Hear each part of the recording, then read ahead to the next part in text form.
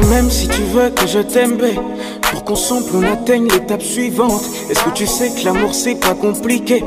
Bateau roule quand tu follow les exigences. De toute évidence, évitons de mettre la distance. La vérité ça blesse mais rend résistant. Les jaloux sont des paresseux en puissance. Laissons-les, foutrons-nous dans la jouissance. L'amour c'est qu'un jeu, dangereux. L'amour c'est qu'un jeu, hey, dangereux. L'amour c'est qu'un jeu, hey, dangereux. Yeah, l'amour c'est qu'un jeu, dangereux. Ça fait trop si on sait, si on sait, si on sait, si on sait. Je ne veux plus si on sait, si on sait, si on sait, si on sait. Ça fait trop si on sait, si on sait, si on sait, si on sait. Je ne veux plus si on sait, si on sait. Tu me donnes et je te donne et c'est comme ça. Aimons-nous sans prise de tête et puis ben voilà. Profitons de ces moments, ouais, comme si c'est la fin du monde, ouais. Vivons tout simplement, ouais. État peut pas rétap car en fait l'amour c'est qu'un jeu, dangereux. L'amour c'est qu'un jeu, hey, dangereux. L'amour c'est qu'un jeu, hey, dangereux. Yeah, l'amour c'est qu'un jeu, dangereux. Ça fait trop si on sait, si on sait, si on sait, si on sait. Je ne veux plus si on sait, si on sait, si on sait, si on sait. Ça fait trop si on sait, si on sait, si on sait, si on sait. Je ne veux plus si on sait, si on sait. Profitons de ce moment, comme si c'est la fin du monde. Vivons tout simplement. État peut pas rétap car en fait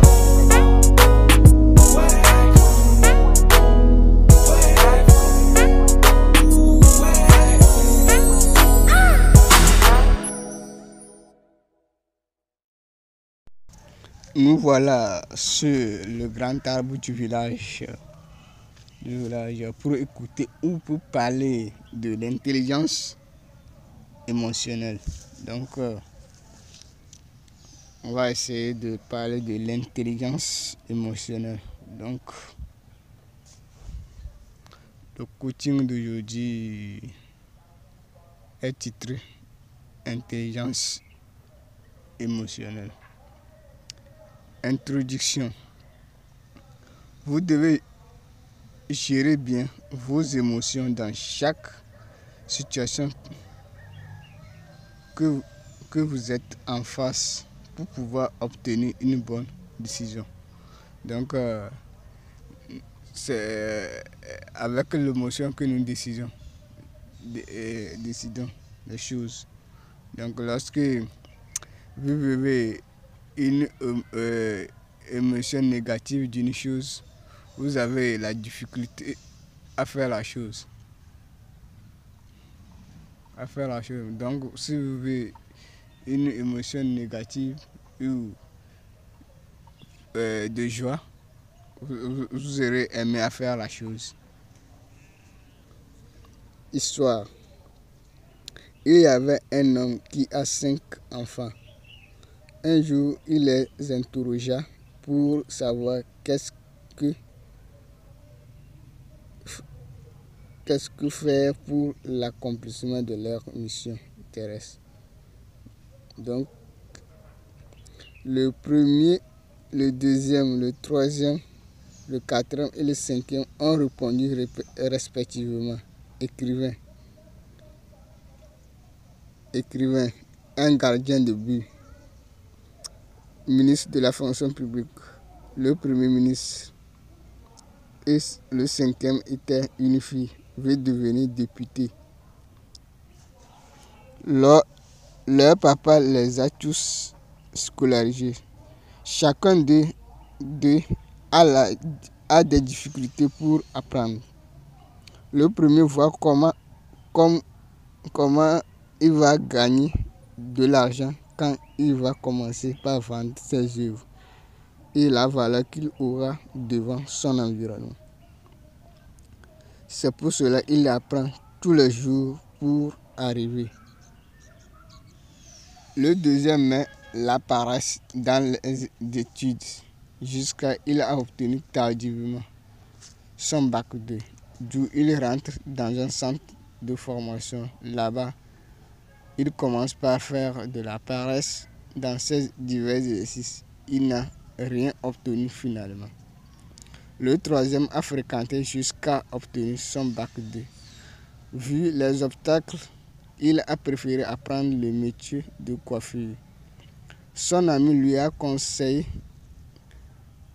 de chercher à entreprendre pour ajouter à son salon de coiffure pour augmenter son revenu. Malheureusement, il n'a pas fait parce qu'il trouve la difficulté pour économiser de la monnaie, d'où son maigre revenu. Le quatrième, après son bac 2, a ignoré les obstacles des études supérieures et poursuit ses études comme rien n'était. Devient plus tard ministre de l'Agriculture. Le cinquième a quitté les bancs depuis collège pour marier un aladji. Elle se plaint chaque jour que Dieu fait du comportement de son mari. Donc, pour pouvoir donner mon avis sur l'histoire, sur cette histoire, je vais poser 2 questions que chacun va chercher de ce côté à répondre. Quelle est la base de leur décision? Donc, les 5 personnalités qu'on a parlé, qu'est-ce qui les pousse à décider? Question de qu'est-ce qu'une émotion? Voilà, ce sont des questions que j'ai pu énumérer plus que tout le monde arrive de son côté. Donc, on a compris que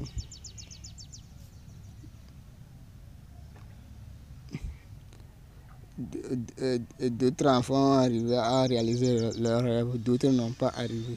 Pourquoi ils n'ont pas arrivé à réaliser leurs rêves? D'autres ont arrivé à réaliser leurs rêves, d'autres n'ont pas pu arriver à le faire. Numéro 1. Émotion négative. L'émotion est le sentiment qu'on prouve devant une ou des situations données pour obtenir une solution. Tant que vous vivez une émotion négative d'une chose, vous allez prendre une mauvaise décision ou vous allez à l'encontre de la chose. C'est-à-dire, vous avez un problème de comparaison. Donc, lorsque vous vivez déjà l'émotion négative d'une chose, vous aurez difficulté à comparer les choses. Donc, imaginez que apprendre les mathématiques, c'est un bâti noir, ou c'est difficile pour toi. Toi-même, tu dis que c'est difficile pour toi. Donc, comment tu vas faire comparer les mathématiques et les autres matières? Tu ne peux pas, ou comparer les choses. Donc, lorsque avant de comparer une chose, il faut connaître la chose. Donc, lorsque vous vivez déjà l'émotion négative de la chose, vous aurez dégoûté de la chose jusqu'à vous allez chercher à comparer la chose avec une autre chose pour pouvoir décider. Donc, lorsque vous allez aimer un peu les mathématiques, vous allez voir, et vous allez aimer un peu les physiques, que vous aurez l'audace de choisir l'une matière pour laisser l'autre. Donc déjà vous visez choses négatives des choses, donc ça veut dire que vous allez cesser et quitter le lieu. Donc vous devez vivre des émotions positives pour échapper le mauvais, car c'est une affaire de probabilité, pile ou face. Donc lorsque vous vivez l'émotion négative d'une chose, donc ça veut dire que vous tendez vers l'échec. Lorsque vous vivez l'émotion positive d'une chose, vous tendez vers la réussite. Donc c'est ça, je dis, c'est une affaire de probabilité, pile ou face. Donc c'est comme une pièce de 100 francs. Donc si vous tournez ça, vous aurez d'autres faces et une autre face. Si vous tournez ça, vous aurez une nouvelle face. Donc c'est comme ça. Numéro 2, émotions positives. Comment faire pour vivre émotions positives face à vos diverses situations? Vous devez comparer la situation actuelle et celle de l'avenir. Vous devez vous poser là où des questions pour avoir estimé l'impact des actes sur votre avenir. Mais gardez en tête que tous vos actes doivent provenir de vos efforts, non celui d'autrui. Au contraire, vous allez vivre l'émotion d'autrui qui vous conduira à l'échec.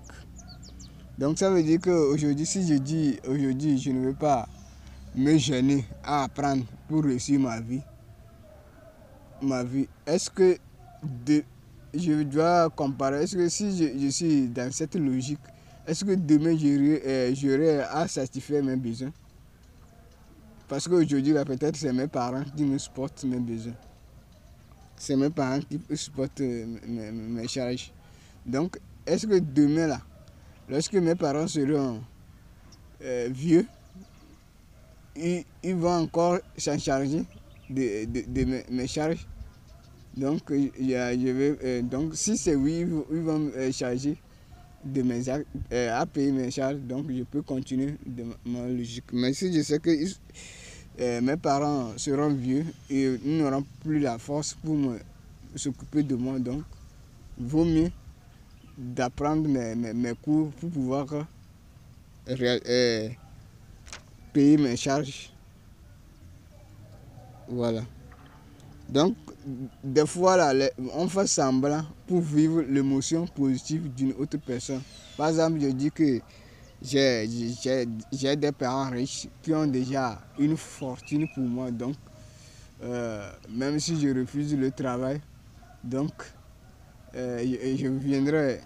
Il y a la monnaie de mes parents que je vais utiliser pour payer mes charges. Voilà. Est-ce que effectivement je suis la seule personne que mes parents ont mis au monde, ou est-ce que